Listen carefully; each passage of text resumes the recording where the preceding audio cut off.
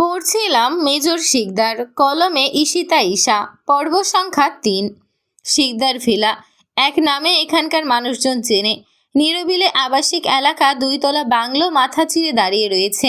বিশাল এই বাড়িটি আকরাম শিকদার তার পৈতৃক সম্পত্তি এবং নিজের পরিশ্রমের পয়সায় গড়েছেন। একসময় তিনি বাংলাদেশ সেনাবাহিনীর একজন দুর্ধর্ষ অফিসার ছিলেন। নিজের সাহসিকতার জন্য পুরস্কার হিসেবে পেয়েছেন কত শত মেডেল। চিরকাল আদর্শের পথে চলেছেন তিনি। বড় ছেলে রওনককে ছোটবেলা থেকেই ট্রেনিং দিয়েছেন। তিনি চাইতেন তার ছেলেও তার মতো দেশপ্রেমিক হোক, দেশের জন্য জান প্রাণ দিয়ে লড়ুক। টিনা এত সমস্ত কথা মাহির কাছ থেকে বহুবার শুনেছে। মাহির যতই তার বাবার সম্পর্কে বলতো, বরাবর টিনার গায়ে কাটা দিত। তবে মাহি কথাগুলো বেশ গর্ব করেই বলতো। তার বাবা তৈয়বুদ্দিন ও একজন রিটায়ার্ড পুলিশ অফিসার। ছোটবেলায় কখনো কখনো এ নিয়ে আশেপাশের মানুষজনের তীক্ষ্ণ কথাও শুনতে হয়েছে। বাংলাদেশ পুলিশ নিয়ে বরাবর মানুষের মধ্যে বেশ কিছু ভুল ধারণা রয়েছে। হাতের ৫ আঙুল যেমন সমান না, তেমনি সকল পুলিশও খারাপ না, এমনটা ত্রিনার বিশ্বাস। সে নিজের বাবাকে নিজের আইডল মানে। বাবা তাকে ছোট থেকেই নৈতিক শিক্ষা দিয়েছেন। বসার ঘরের সোফায় বসে বিভিন্ন কথা ভেবে চলেছে সে। ২ তলা ডুপ্লেক্স এই বাড়িটিতে অনেকবার এলেও কখনো সেভাবে ঘুরে দেখার সুযোগ হয়নি। এসে মাহির সাথে তার রুমে ঢুকে যেত, এরপর আবার সেখান থেকে বেরিয়ে বাসায় চলে যেত।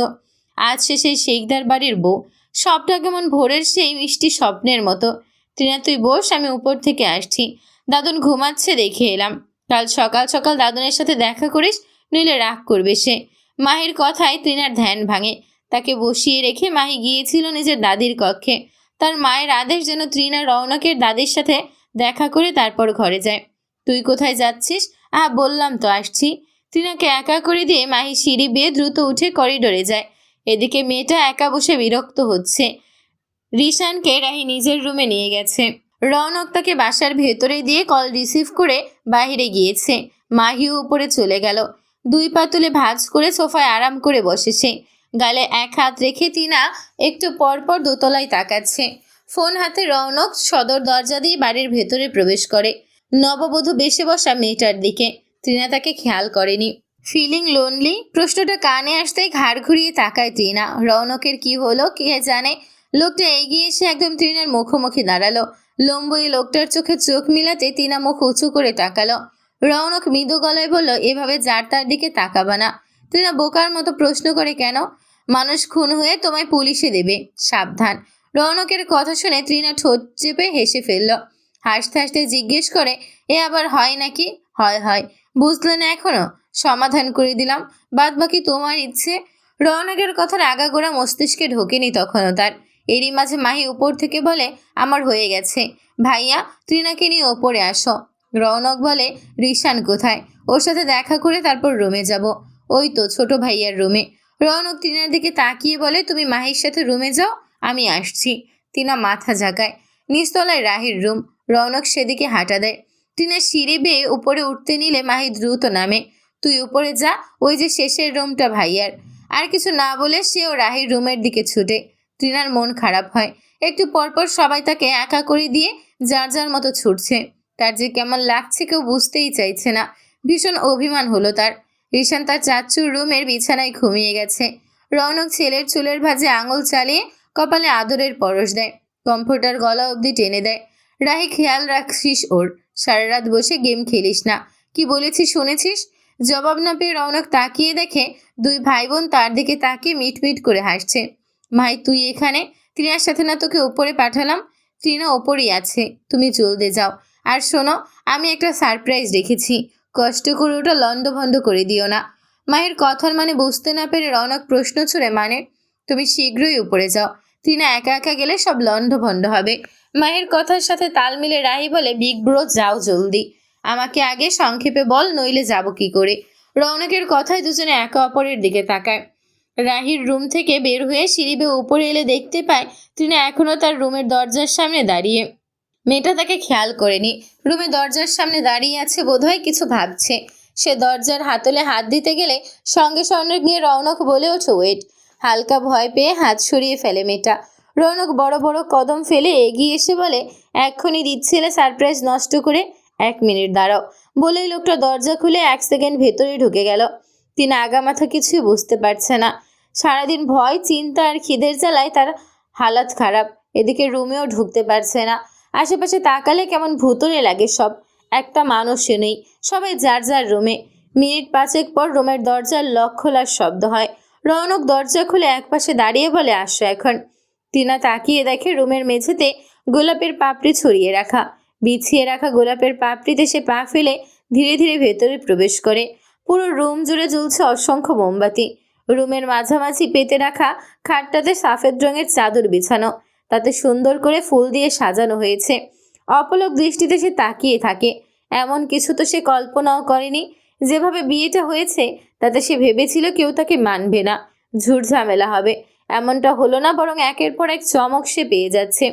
Do you like it? রৌনকের প্রশ্নে তার ধ্যান ভাঙে। ঘাড় ঘুরিয়ে সে তাকায়। লোকটা তার দিকে কেমন কোমল দৃষ্টিতে তাকিয়ে আছে। এসব কখন করলেন? সাথে সাথে রৌনক বলে, আর আমি করিনি, মাহি করেছে। ও সার্ভেন্টদের বলে গিয়েছিল রুমটা সাজিয়ে রাখতে। তবে তোমার সাথে বিয়ে হবে শুনে সার্ভেন্টদের কল দিয়ে স্পেশাল অর্ডারও দিয়ে রেখেছে। শত হলেও তোমার বেস্ট ফ্রেন্ড বলে কথা। দৃষ্টি সরে তিনি আবারও রুমের চারদিকে তাকায়। বেড সাইজের ফুলদানিতে একগুচ্ছ লিলি ফুল দেখা যাচ্ছে। তার প্রিয় ফুল এটা। মাহি এটা জানে। তিনার মনটা আবারও খুশিতে নেচে উঠল। ইচ্ছে করছে মাহিকে জড়িয়ে চুমুতে ভরিয়ে দিতে।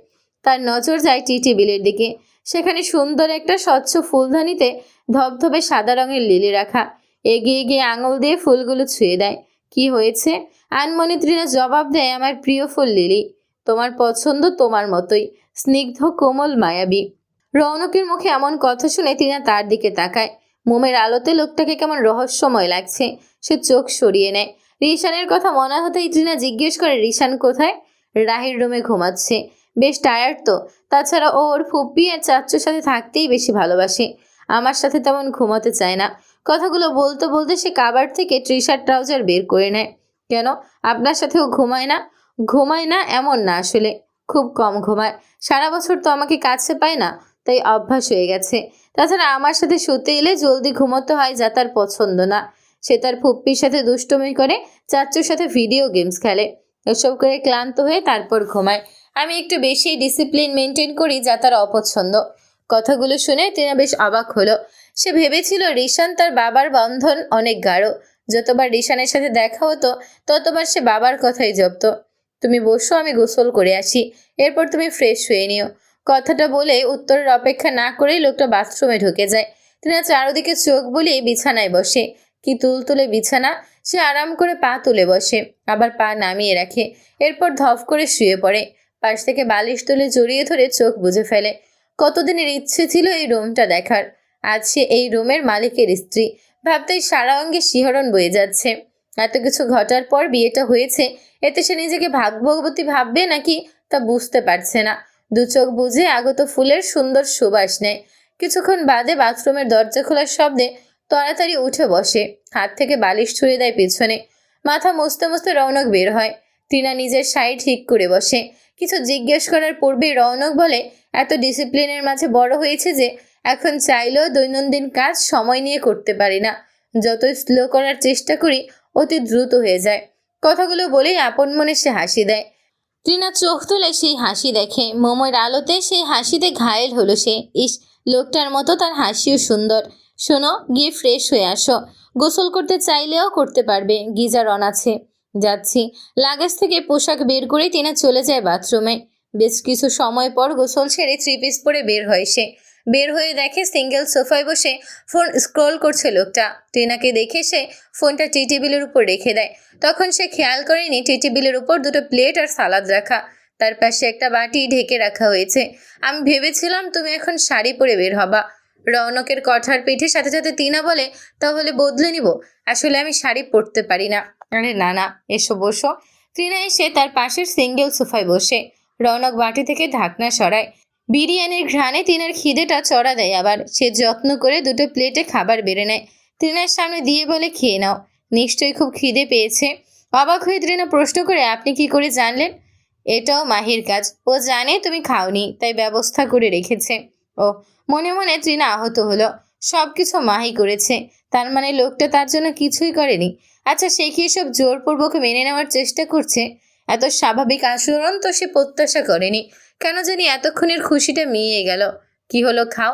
ভাবনা পাশে সরিয়ে খাওয়াতে মন দেয় সে। কোথায় পড়াশোনা করেছ? প্রশ্নটা শুনে খানিকটা চমকায় তৃণা। এরপর জবাব দেয় সলিমুল্লাহ মেডিকেলে। তুমি ডাক্তারি পড়ছো? ওয়াও। প্রশ্নটা করে রৌনক তার দিকে তাকায়। তৃণা থতমত খায়। লোকটা এতদিন জানতো না সে মেডিকেলে পড়ছে। হ্যাঁ। গ্রেট। কোন ইয়ার? সেকেন্ড। তৃণা, তুমি তো ভীষণ মেধাবী। আমার ধারণা শুধু মেধাবীরা ডাক্তার হয়, তুমি তাদের মধ্যে একজন। কথাগুলো শুনে শুনে তৃণার খাওয়া বন্ধ করে তাকিয়ে থাকে। রৌনক ওর মাঝে তাকিয়ে ভ্রু উঁচিয়ে জিজ্ঞেস করে কি হলো, এনি প্রবলেম? লজ্জাপ্রিয় তৃণা বলে না। সে আবার খেতে শুরু করে। খাওয়া শেষ হলে রৌনক একটা সুইচ চাপে। সার্ভেন্ট এসে সব বাসন নিয়ে যায়। এসির পাওয়ার অ্যাডজাস্ট করে রৌনক বিছানার দিকে তাকায়। মেয়েটা কেমন একপাশে জড়ো হয়ে বসে আছে। তোমার কি খুব ঘুম পেয়েছে? প্রশ্নের জবাবে তৃণা মিথ্যে বলে না তো। তাহলে উঠে আসো, আমি বিছানা থেকে ফুলগুলো সরিয়ে দিই। এসবের মধ্যে শুতে তোমার অসুবিধা হবে। কথা মতো তৃণা বিছানা থেকে উঠে দাঁড়ায়। রৌনক এগিয়ে সে বিছানা ছড়িয়ে ছিটিয়ে থাকা ফুলগুলো একত্রিত করতে শুরু করে। তৃণার মনে হয় লোকটা এসব কেন করছে, তার কথা ভেবে নাকি নিজের কথা ভেবে। ভাবনার মাঝে রৌনক বলে, ফুলের মাঝে আমার শুতে অসুবিধে নেই, কিন্তু তোমার সমস্যা হতে পারে তাই সরিয়ে দিচ্ছি। আমার তো ইটে মাথা দিয়ে ঘুমানোর অভ্যাস। বর্ডারে থাকাকালীন খোলা আকাশের নিচে খড়কুটোতে শুয়েছি, যাতে বিপদ সিগন্যাল পেলেই ছুটে যেতে পারে। কথাগুলো শুনে মেয়েটা বেশ চমকায়। ততক্ষণে ফুলগুলো তুলে পাশের ফুলদানিতে টুপ করে রাখতে শুরু করে সে। বিনে এসে ফেললে মাহি মন খারাপ করবে, তাই এখানে রাখলাম। মাহি জিজ্ঞেস করলে ওকে বলে দিও কেমন? তৃণা বিস্ময় নিয়ে জবাব দেয় আচ্ছা। ফুল ছড়ানো শেষ হতেই রৌনক বলে বসো। তৃণা বিছানায় বসে। লোকটা টিস্যু দিয়ে হাত মুছে এসে বিছানার অপর দিকটায় বসে। ভাবান্তর হয়ে বিছানায় হাত দিয়ে সমান করে নেয়। তৃণা প্রশ্ন করে, কি ভাবছেন? এত তুলতুলে বিছানায় ঘুম হবে কিনা ভাবছি। শক্ত বিছানা ছাড়া আমি ঘুমোতে পারি না। মাই আজকে বিছানার ম্যাট্রেস বদলে দিয়েছে। তাহলে এখন কি করবেন? এখানে ঘুমাবেন না? কি আর করব, এই বিছানায় ঘুমানোর চেষ্টা করব, তুমি শুয়ে পড়ো। টিনা রুমে থাকা মোমবাতিগুলোর দিকে তাকায়। কিছু মোমবাতি নিভে গেছে, তবে কিছু এখনো জ্বলছে। মোমগুলোর কি হবে? থাকুক, ওরা দগ্ধ হোক যতক্ষণ পারে। কেউ নিচ থেকে আলো ছড়াতে চাইলে তাকে থামানো অনুচিত। টিনা আর কিছু না বলে মাথার কাছ থেকে একটা বালিশ এনে কোলের কাছে রেখে শোয়। বালিশ না জড়িয়ে ধরলে তার ঘুম আসে না। রৌনক দুটো বালিশ একত্রে রেখে তাতে মাথা ঠেকায়। টিনা শুয়েছে খাটের ডান দিকে রৌনকের দিকে ফিরে, আর লোকটা বাম পাশে একদম সোজা হয়ে শোয়া। সিলিংয়ের দিকে তাকিয়ে শ্বাস নিচ্ছে নিঃশব্দে। মোমের আলোতে রুমটা কেমন মায়াবী লাগছে। আলো আধারি রৌনকের মুখের রেখাগুলো আরো কঠিন মনে হয়, অথচ সেই কঠিনতার আড়ালে লুকিয়ে আছে অদ্ভুত এক ব্যক্তিত্ব। টিনার চোখ বন্ধ করে। ঘুম আসছে না, তবুও ভয়টা আগের মতো তীব্র নয়। সবটা একটু একটু সহজ লাগছে। প্রথমবারের মতো মনে হয় এই মানুষটা হয়তো তাকে আঘাত করবে না। ঘুমিয়ে গেছো? রৌনকের প্রশ্নে খানিকটা চমকায় সে। ধীরে ধীরে চোখ মেলে। লোকটা তার দিকেই ঘুরে শুয়েছে, দৃষ্টিও বরাবর। কি দেখছে লোকটা? তাকে। তৃণার মনের প্রশ্ন মনেই রইল। হঠাৎ রৌনক স্বাভাবিক স্বরে জিজ্ঞেস করে, আমি যদি তোমাকে তৃণলতা ডাকি, আপত্তি আছে? তৃণা কিছুক্ষণ চুপ করে থাকে। বুকের ভেতরটা ধুকধুক করে ওঠে। এই প্রশ্নটা সে আশা করেনি। তবে নতুন নামে ডাকার অনুমতির এমন গুরুত্ব থাকতে পারে, এমনভাবে কেউ প্রশ্ন না করলে সে কোনোদিন বুঝতোই না। ধীরে মাথা নাড়িয়ে সে বলে, না, আপত্তি নেই। রৌনক আর কিছু বলে না, শুধু শব্দটা বের হয় গলা থেকে। মোমের আলোয় তার চোখ দুটো এক মুহূর্তের জন্য নরম হয়ে আসে। এটা তিনা দেখে ফেললেও না দেখার ভান করে, ঘুমাও, স্বাভাবিক স্বরে বলে সে। কাল তোমার জন্য লম্বা দিন। রৌনক আবার সোজা হয়ে শুয়ে পড়ে। দুজনের মাঝে বালিশের দূরত্বটা আগের মতোই থাকে, কিন্তু অদ্ভুতভাবে দূরত্বটা আর দ্রুত মনে হয় না। তিনার চোখ বন্ধ করে। এবার সত্যিই ঘুম এসে যায়।